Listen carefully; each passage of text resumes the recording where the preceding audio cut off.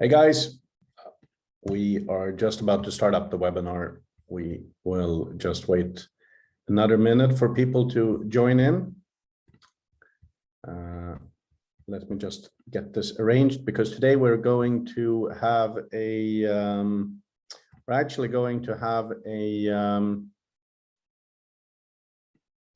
bit of a different setup with a PowerPoint presentation. So we'll see here.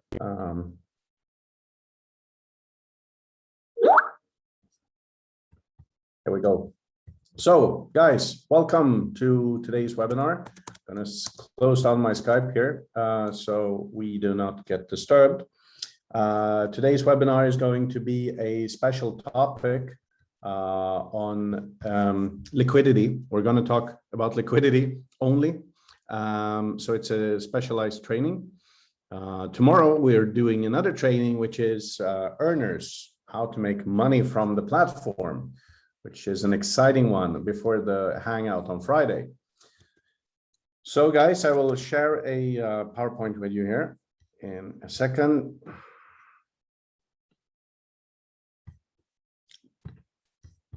And here we go.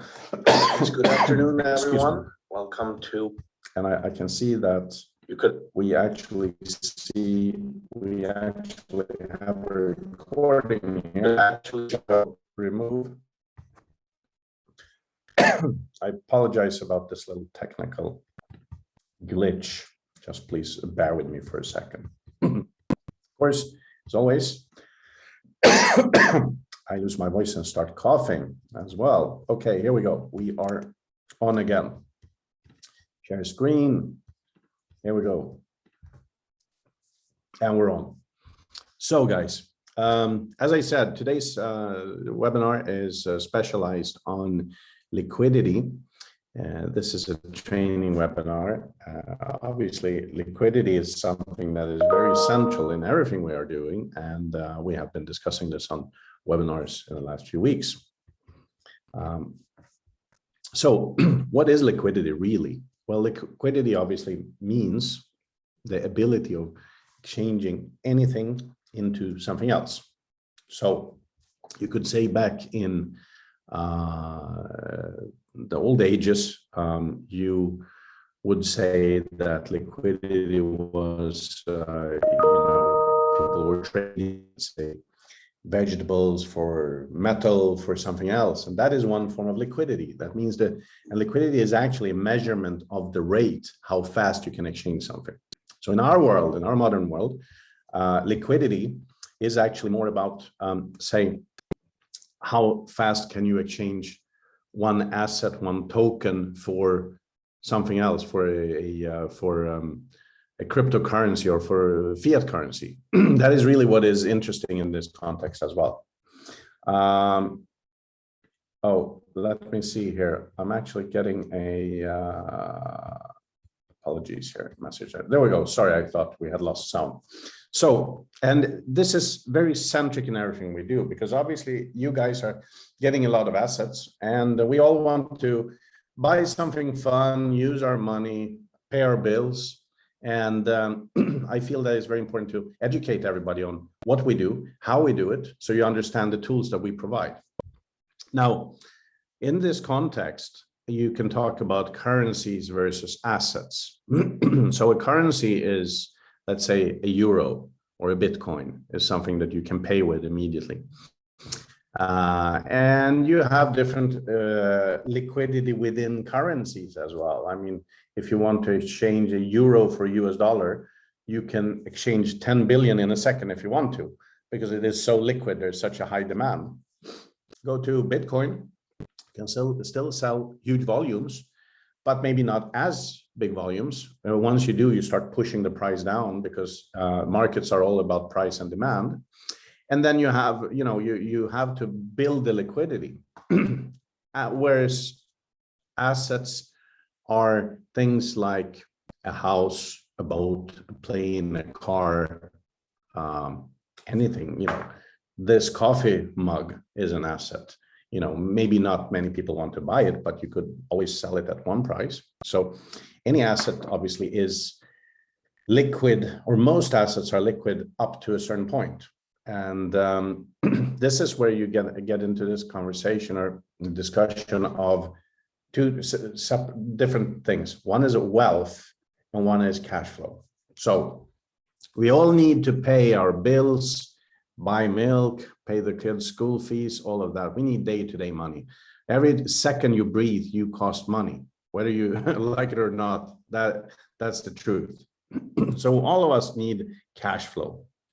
We might not need much, or we might need much, but we do need cash flow. On the other hand, as we talk about wealth and assets, you can be asset rich, but not have any cash flow. So I'll give you an example. At one point, 10 years ago, I had huge assets in real estate, but I couldn't sell them in a day, which meant that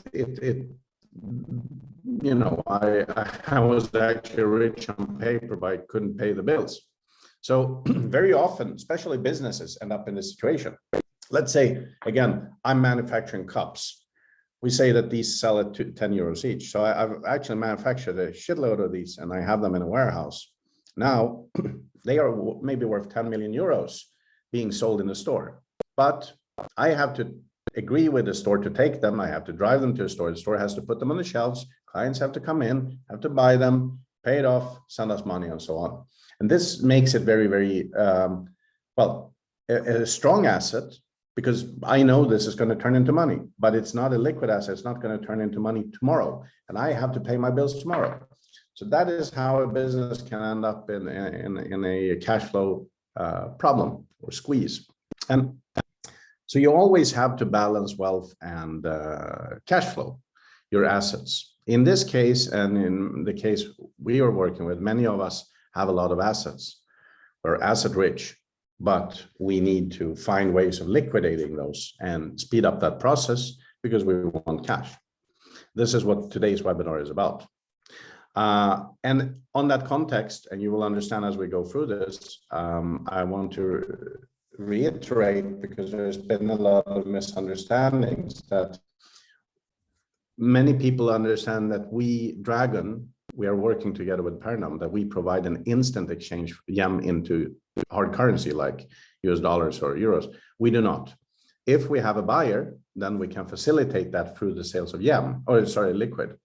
And I will show you many ways of actually generating real cash, but it is not like you can deposit 1 million YEM and boom, do an instant exchange into cash. We have never provided that, and it's very important to understand. Once you understand this and how to work with the tools, you will also see a way, which is the good thing. And we are a toolbox. We provide you with a whole range of tools to make cash from the wealth that you have aggregated in the form of YEM and other assets. So you need to understand how to use these tools. And in order to understand the tools, you need to understand your assets. What are you actually holding? And these are some of the concepts we need to talk about. So on the note of liquidity, there's something called orderly market conditions, which means that how do you approach a market? And the market has to do with how, again, a market is supply and demand. It is capitalism in its cleanest form. How many people want to buy an asset? How many want to sell them?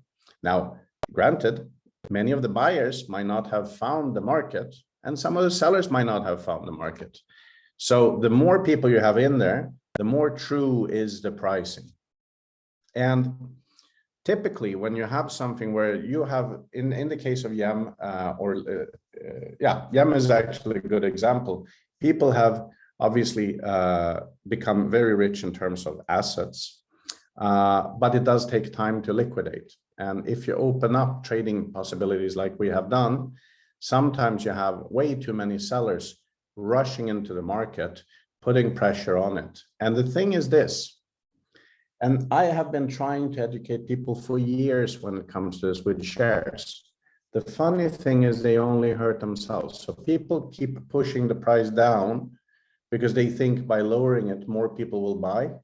It's wrong, completely wrong. People will not buy, because people buying a share or a currency or anything, why do they buy it? They buy it because they want to see it appreciate. Do you think they will buy if they see a solid roof of 10 million sitting there preventing the price to go up? They will not. If they see a little bit they can buy and push the price and make it move and drive liquidity, then they will buy. And the problem in doing this is that it is so hard to keep everybody disciplined, because somebody will always dump. Somebody will say, oh, it's just me. It's not just you. And this is a recurring problem in any kind of liquidity launch. And don't worry, I have a solution to the problem. But this is a very important insight in pricing strategy, because people get it wrong. And the thing is this, there is obviously a very unscientific approach to pricing any liquid asset. And it is really desperation/need versus price and attraction. So obviously, at any point, you will be able to liquidate something faster. For instance, let's take my coffee cup again. No, let's take my phone. My phone is worth whatever it is. And then, I could run out into the street here and I could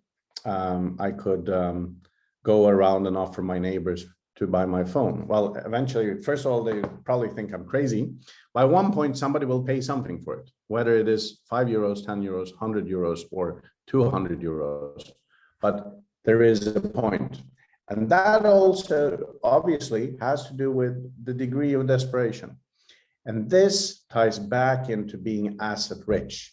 Obviously, if you sit on a ton of assets like real estate or so, well, you could always sell it out very, very quickly. But if you know that you will get a certain price over time, if you know there is a use, why then actually just give value away? That is a constant problem and a constant battle, because simply it makes it hard for people. And this is, again, a very important insight into how do we price things and how do we work with the market here. Now, we're not only going to talk about the market, but this is a very important basis, because again, people have had the misconception that it's an instant exchange, and it is not. So in order to understand this and understand the tools, you need to understand the assets that you're working with. So start with YEM, for instance, your everyday money. It is a currency. It behaves like a currency/commodity, where you can store a value. And in a case of a currency, what you need to look at is number of use cases. So as you know, I've been talking about building new use cases. That means that being able to use YEM to pay for instance, our trading packages, for shares. We're working on a number of things, including the point of sales model, where people will be able to use this in retail stores. So that is the YEM part. So YEM is a currency, and again, very important to understand. You need to understand how to explain this to the outside world. Secondly, you have liquid as another example. And liquid, what is liquid? And there's not a super clear understanding on everybody's part. And liquid is a dividend and a utility token. So holding liquid gives you dividends. That means that we pay you profits. Today, Wednesday, we are going to pay out shares in P2000 for those holding liquid for free. These shares will become liquid. You will be able to sell them or hold them and get a dividend and a profit from them. So liquid is a token that pays and pays and pays, but it can also be used to take positions in our trading products. Again, very important to understand where this sits. And you have another asset, you have the UNT, Unicorn Network Token, which is a share token representing a share in the company. There's a different story about that. The company is doing a reverse takeover, and this is going to be married together with the token. So there you have a different story, which is the story of a share. It's a story of a future dividend and a liquidity in the public market. You move on to another, and I'm giving you examples. You understand how to view your assets. Another is the IXI Gold token, which is actually backed by the rights to this gold. Again, this is a very interesting conversation on liquidity, because as this is tied to this gold mining operation. At one point, there will be gold mined and paid out. So while it is gold, it is not liquid like gold. So it's a very interesting example in the conversation about liquidity. So what can you do? Well, first of all, be an active ambassador. As we now start pushing more actively for the exchange, for the outside world, for social media, be an active ambassador of these assets. We are going to launch a point system where you get rewarded also for inviting people and for promoting the news start being put out, and use, as we also start putting up more and more material on these things, use that, invite people from the outside to come into the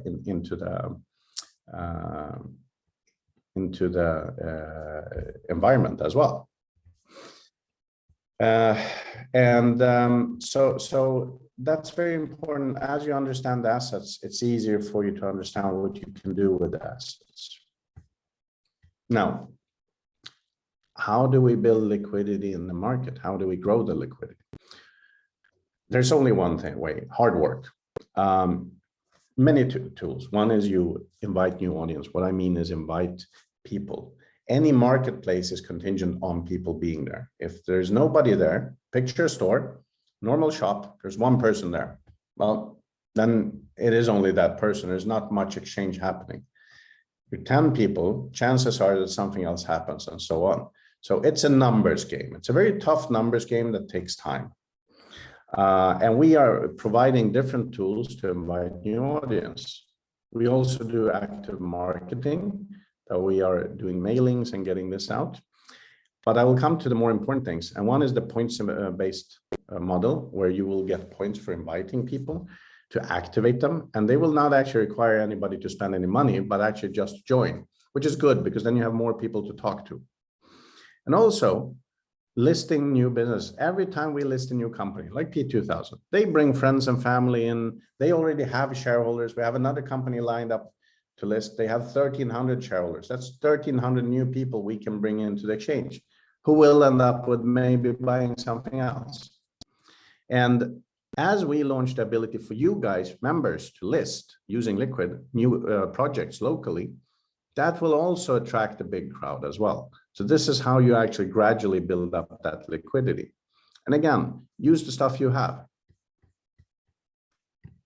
Now, how do you protect the market from doing the crazy dumpings and all that we talked about? Well, sadly, there is not a patent fix. Not at all, actually. What you can do, however, is you can put in a number of tools. One is that you can put some price limitations on it. We are going to put a limit on the price on Liquid, actually. I've already requested it from the team. It means that you cannot place an order under a certain price. However, again, if you have 10 million for sales at one price, people will be very reluctant to buy because they know they can't push the price up. So why would they buy it? Unless they use it to use in our trading products. So you need to give the asset a chance.